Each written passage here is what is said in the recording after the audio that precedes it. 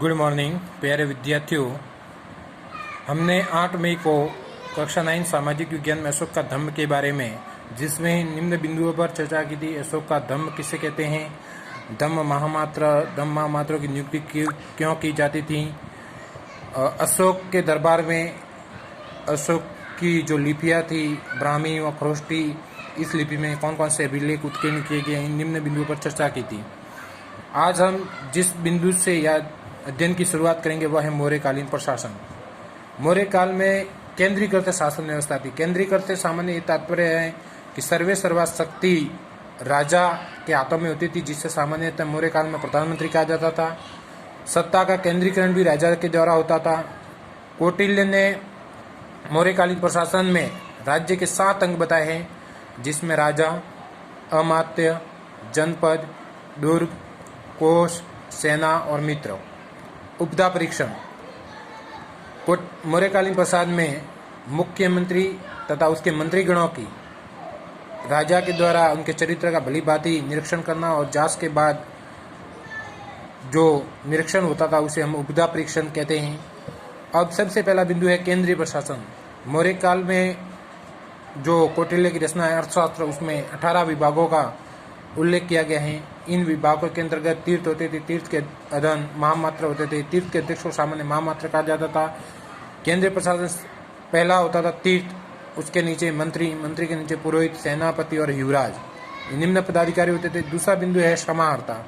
मौर्य काल प्रशासन के अंतर्गत लोगों की राजस्व भूमि से प्राप्त आय और उन राजस्व को एकत्रित करना तथा लोगों के द्वारा कितनी आय हुई और कितना व्यय किया गया, यानी कितनी इनकम, कितना कर अदा करने के बाद व्यय हुआ, इन सभी का ब्यौरा रखना समाहर्ता का कार्य होता था। और अंत में समाहर्ता वार्षिक बजट तैयार कर जनता के सम्मुख पेश करने का कार्य करता था। अगला बिंदु है सन्निदाता, कोषाध्यक्ष। अर्थशास्त्र के अंतर्गत सामान्य सन्निदाता जिसे कोषाध्यक्ष कहते थे, उसके अंतर्गत 26 विभागों का उल्लेख किया गया है। कोषाध्यक्ष सन्निदाता का काम होता था खजाना, अन्न रखने के लिए अन्नागार और कोषगृह बनवाना। सामान्य मौर्यकालीन के अंतर्गत कृषि भूमि की देखरेख करने वाला और कृषि भूमि का प्रबंधन करने वाला उसे शीताध्यक्ष कहा जाता था।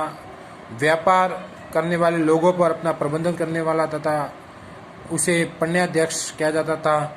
चारागाह तथा गौशाला भूमि की देखरेख करने वाला विविता अध्यक्ष कहा जाता था। वन विभाग का जो अधिकारी होता था उसे सामान्य आठविक कहा जाता था। इसी प्रकार लक्षणाध्यक्ष का सामान्य कार्य होता था मुद्रा जारी करना। प्रांतीय प्रशासन के अंतर्गत अशोक के समय मगध साम्राज्य में 5 प्रांत थे। पहले प्रांत की राजधानी उत्तरापथ तक्षशिला होती थी, दूसरे की अवंती राष्ट्र उज्जैनी होती थी। कलिंग की राजधानी तोसली मानी गई है और दक्षिणापथ की सुवर्णगिरी। प्रांतीय प्रशासन के मध्य प्रदेश का भाग जो पाटलिपुत्र के नाम से जाना जाता था। प्रांतों के अधीन विषय होते थे जिन्हें जिले कहा जाता था और विषयपति के अधीन स्थानीय गांव होते थे। प्रशासन की सबसे छोटी इकाई का मुखिया जो होता था उसे गोप होता था। स्थानीय गोप व ग्राम अधिकारियों के जो कार्यों की जांच करता था। अब अगला बिंदु है नगर प्रशासन। मौर्यकालीन प्रशासन के अंतर्गत शासन का प्रबंध 31 सदस्यों का नियुक्त मंडल के द्वारा किया जाता था। 30 सदस्य मंडल के अधीन समितियां होती थी जिनकी संख्या 6 मानी गई है। प्रथम समिति उद्योगों का प्रबंधन और देखरेख करती थी। दूसरा विदेश समिति जो विदेशी व्यापारों के मध्य अपना कार्य करती थी। तीसरा जन्म और मृत्यु, जन्म लेने वाले और मरने वालों का ब्यौरा रखने का जन्म मृत्यु पंजीकरण समिति।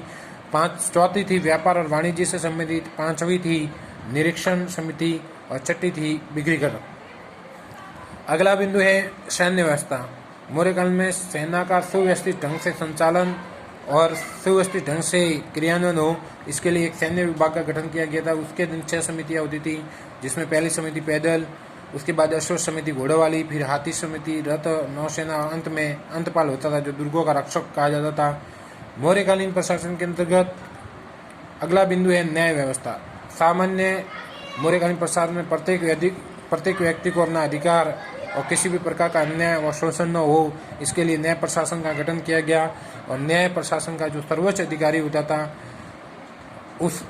निचले स्तर पर न्याय प्रशासन ग्राम न्यायालय होते थे। ग्राम न्यायालय के अंतर्गत संग्रहण, द्रोणमुख, स्थानिक और जनपद होते थे। न्यायालय मौर्य काल में दो प्रकार के, एक होते थे धर्मस्थीय, दूसरे होते थे कंटक शोधन। धर्मस्थीय एक प्रकार की दीवानी अदालत होती थी।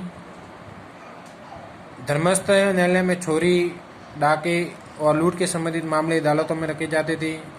इसके अलावा मानहानि और मार संबंधी मामलों को भी धर्मस्थ अदालत में रखा जाता था। उसका निर्णय करता होता था, उसे धर्मस्थ या व्यवहारिक अमात्य के नाम से जाना जाता था। दूसरी अदालत होती थी न्यायालय के अंदर कंटक शोधन। कंटक शोधन को जिस नाम से जाना जाता है वो फौजदारी अदालत होती थी। इसका मुख्य अधिकारी प्रतिष्ठा और अमात्य मिलकर जो भी विवाद होते उनका समाधान करने का कार्य करते थे।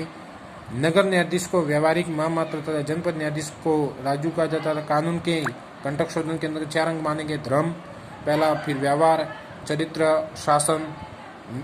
मैगस्नीज हुआ था चंद्रगुप्त मौर्य के दरबार में। उसकी पुस्तक है इंडिका व अशोक के अभिलेखों में न्यायालय के बारे में जानकारी मिलती है। कौटिल्य ने 4 वर्णों के व्यवसाय निर्धारित किए। जो 4 वर्ण निम्न प्रकार है। पहला है ब्राह्मण, दूसरा क्षत्रिय, वैश्य और शूद्र।